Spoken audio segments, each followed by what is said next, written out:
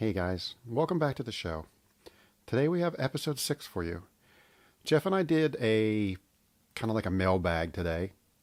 We had some people submit some questions asking about how Jeff and I got into harness racing, photography for me, announcing for him, some tattoo questions, and the final question was, why am I so high maintenance? Thank you, Michaela, by the way, for that.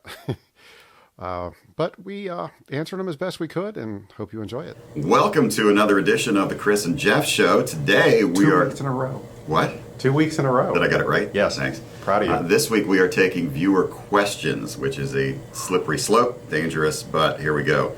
First question, this one's for you, Chris. Chris, this is from Kathy Desert. How did you get interested in photography and how did it lead to the harness track gig? So it's funny that I get the text this morning from the ex-wife making sure I say this correctly. My ex-wife, her family lives in Salt Lake City, and well, outside of, and we were going to visit, so I wanted to buy a camera. Went and got a camera, went out, really enjoyed it. Her father was the coach of a university basketball, not a coach, but a professor at a local university who was very tied into the sports program. So we'd go to the games and I would always take a camera with me. And we'd go and meet the players afterwards and go to the room where they had food and stuff. And the hospitality room, I knew I'd get that word eventually. And he would introduce me as the team photographer, and it kind of stuck. I started doing some work for the university. Ended up shooting a lot of youth sports from that, and she was friends with the previous track photographer here. So in 1998, I started working for him. He decided he wanted to retire in 2002, and I took over, and I've been here ever since. Dabbled in everything else, shot weddings for 15 years, and a lot of other things. Got burned out from that because I just can't deal with them. And came back here mid-2013, I think, 2014, and I've been back ever since. I mean, I was working here before, periodically. She shot most of the stuff. I did all the editing and everything because I had a huge workload with weddings, but that's about how I got into it. All right. You seemed very enthused from that conversation. Just listening. I'm just learning, listening, and learning. No, actually, that's how I got to know you, because by working here, I was friends with your ex-wife. So that's how I got to know you. All right, here we go. Condolences.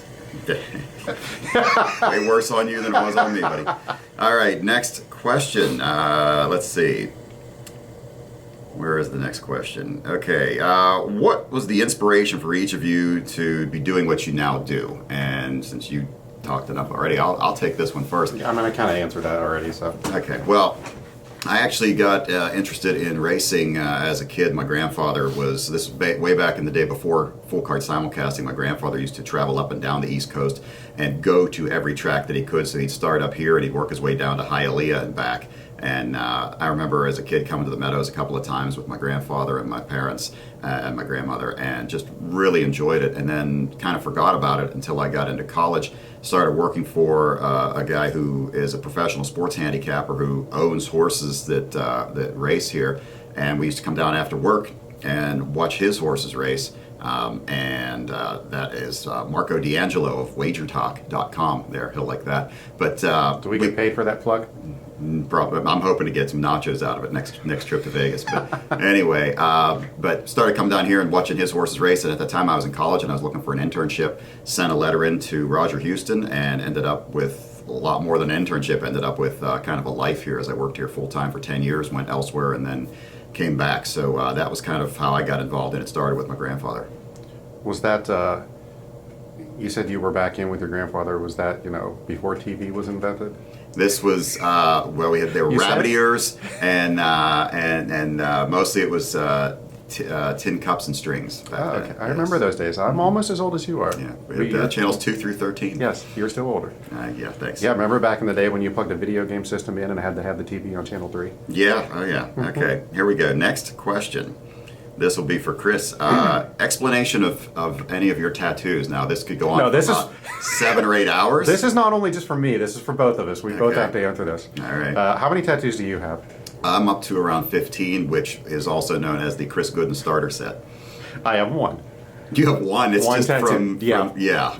Right. For the people that don't know, I'm heavily covered all over the body, and I'd say I'm probably, I'd say close to 70% covered, as opposed to Jeff, who has these tiny little 15-minute tattoos that really aren't even tattoos. So thankful for the question. A lot of my tattoos are Asian, so I have a lot of Japanese tattoo, a lot of Japanese artwork. The movie The Last Samurai, I got a lot. It pulled me in. I got a little meaning and things from that, from the way that a samurai lived, the code that they went by. So I kind of went in that route, and that's kind of where most of my tattoos are. There are some that are here and there. Funny enough, I have one camera, and I have nothing that has anything to do with harness racing or horses.